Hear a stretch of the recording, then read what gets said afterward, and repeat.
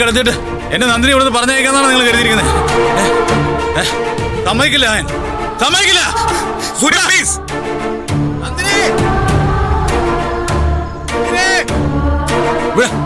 ഞാൻ സമ്മതിക്കില്ല, സമ്മതിക്കില്ല, ഞാൻ സമ്മതിക്കില്ല. നന്ദിനി നന്ദിനി നന്ദിനി പറഞ്ഞ സമ്മതിക്കില്ലേ? സമ്മതിക്കില്ല, സമ്മതിക്കില്ല,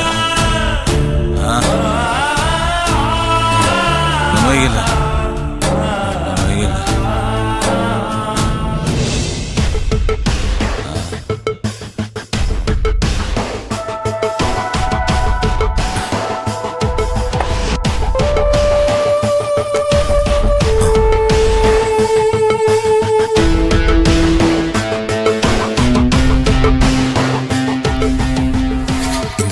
ഇത് കുഴപ്പമാവും.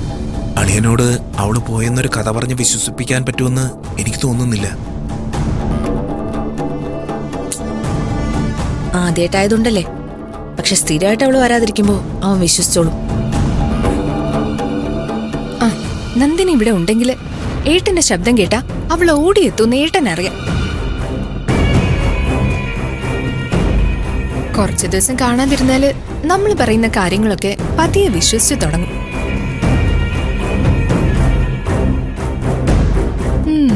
എന്നാലും അവളെ സമ്മതിക്കണം. ഏട്ടന്റെ മനസ്സിലെ അവൾ എങ്ങനെയാ കയറിയിരിക്കുന്നെന്ന് കണ്ടോ?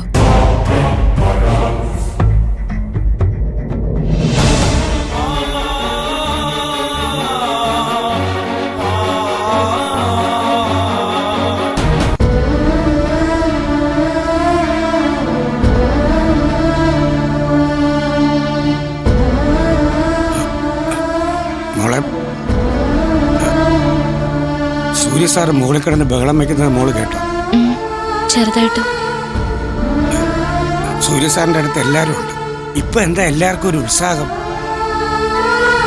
ഒരു നേരോ 2 നേരോ ഉണ്ടാവും. അല്ലാതെ സുഖമില്ലാതെ കിടക്കുന്ന ഒരാളെ നോക്കാൻ ഇവരെ കൊണ്ട് പറ്റുമോ മോളെ? അവര് ശ്രമിക്കണ്ട ചേട്ടാ, കാരണം എന്നെ കൂടെ കേട്ടാതിരിക്കണ്ടേ. എത്ര ദിവസം ഇതുപോലെ തടഞ്ഞു നിർത്താൻ പറ്റും മോളെ? ഇപ്പൊ തന്നെ പോലീസ് സ്റ്റേഷനിൽ പോയി പരാതി കൊടുത്താ ഇവര് കുടുങ്ങില്ലേ മോളെ? മോളെ ഇവര് മുറിയിലിരിക്കാൻ സമ്മതിക്കില്ലേ? നേരത്തെ മോള് പറഞ്ഞു, പക്ഷെ ചെയ്യാതിരിക്കുന്നത് ഈ കുടുംബത്തെ ഓർത്തിട്ടാണെന്ന് എനിക്ക് നന്നായിട്ട് അറിയാം. ഞാൻ ചെയ്യുന്നൊരു പ്രവൃത്തി കൊണ്ട് സൂര്യ സാറിന് ചികിത്സയോ പരിചരണമോ കിട്ടാതെ പോരുത്. അതുകൊണ്ട് ഞാൻ ഒതുങ്ങിക്കോളാം. അകത്ത് കയറ്റണ്ട, മുറിയിലും കയറ്റണ്ട, ഇവിടെ ഇരിക്കാമല്ലോ. എന്തെങ്കിലും ഒരു കാര്യം നടന്ന നാട്ടുകാരൊക്കെ കാണുകയും കേൾക്കുകയും എന്ന് പറയുന്നത്. സത്യം പറഞ്ഞാല് മോളുടെ ഇരിപ്പും അവരുടെ സ്വഭാവവും ഈ നാട്ടുകാർക്ക് കാണിച്ചു കൊടുക്കണം മോളെ. രാജുവേട്ടന്റെ പണി പോട്ടേന്ന് വെക്കാം. ഈ നാട്ടുകാരെയൊക്കെ ഞാൻ വിളിച്ചു കൂട്ടട്ടെ? വേണ്ട രാജുവേട്ടാ, അങ്ങനെന്താ ചിന്തിക്കുക പോലും വേണ്ട.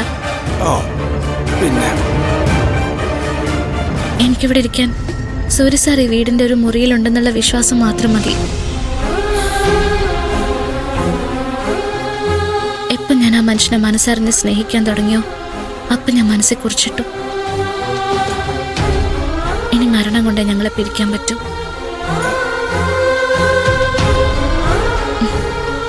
ഇവർക്ക് ഞങ്ങളെ പിരിക്കണമെങ്കിൽ അവർ ഞങ്ങളെ കൊല്ലണം. ഇതൊന്നും സൂര്യ സാർ അറിയുന്നില്ലല്ലോ. അറിഞ്ഞിരുന്നെങ്കിൽ മോളുടെ ഈ ചങ്കൂറ്റം കാണുമ്പോ സൂര്യ സാർ ആയിരിക്കും ആദ്യം കൈയടിക്കുന്നത്. രാജേട്ടൻ വേണമെങ്കിൽ അകത്തേക്ക് പോയിക്കോ. ഞാൻ എന്റെ അടുത്ത് വന്നിരുന്നിട്ട് അവരുടെ ദേഷ്യം വാങ്ങിച്ചു വെക്കണ്ട. ആണോ? എന്നാ പിന്നെ 4 എണ്ണം പറഞ്ഞിട്ട് ഞാൻ ഇവിടെ നിന്ന് ഇറങ്ങിപ്പോ. അതും എനിക്കറിയാം മോളെ.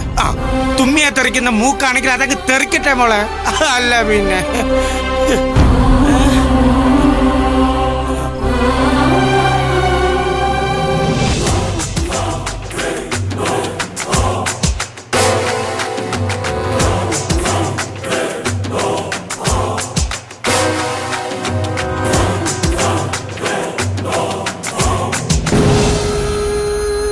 മമ്മി,